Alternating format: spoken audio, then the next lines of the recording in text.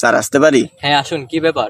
ওই তো স্যার, আসলে আমার ছেলেকে স্কুলে ভর্তি করাতে একটা ভালো স্কুল খুঁজছিলাম, যেখানে ভালো ডিসিপ্লিন বা শিক্ষক শিক্ষার্থী অনেক ভালো, টাইম ম্যানেজমেন্ট অনেক ভালো, ভালো করে লেখাপড়া করাবে, এরকম একটা স্কুল খুঁজছিলাম।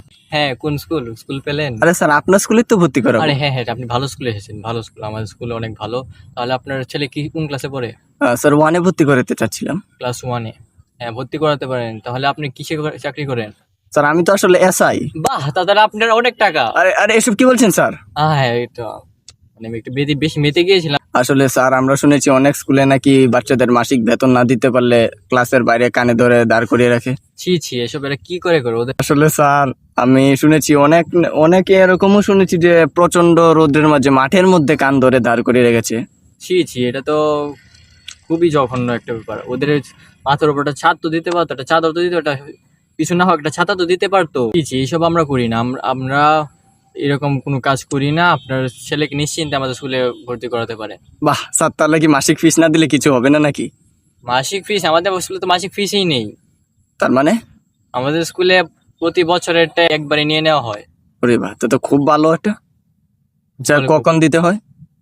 এটা আপনার যখন ইচ্ছে হয়, বছরের প্রথম 10 দিনের মধ্যে। এটা আবার কিরকম কথা স্যার? আচ্ছা, কত টাকা ফিস স্যার?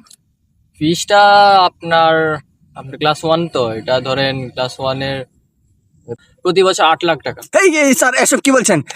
আপনি কি আমার সাথে কি ফাজলামি করছেন নাকি স্যার? এসব কোনো 1-এর ছেলেকে 8 লাখ?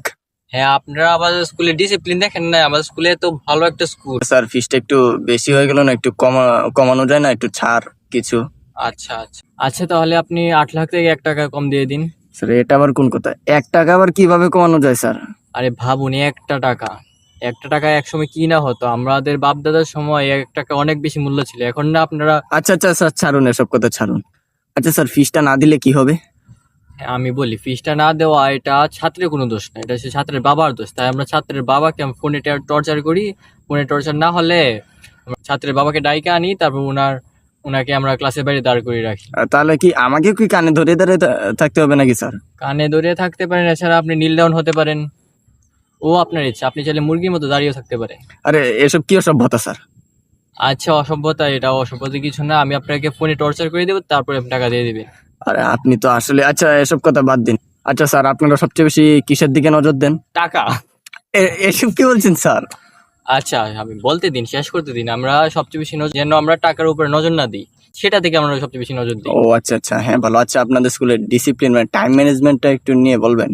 টাইম ম্যানেজমেন্ট আমাদের স্কুলে একটা অনেক ভালো বিষয়, একটা ভালো ডিসিপ্লিনে আছে আমরা। আমাদের স্কুলে যদি কেউ যদি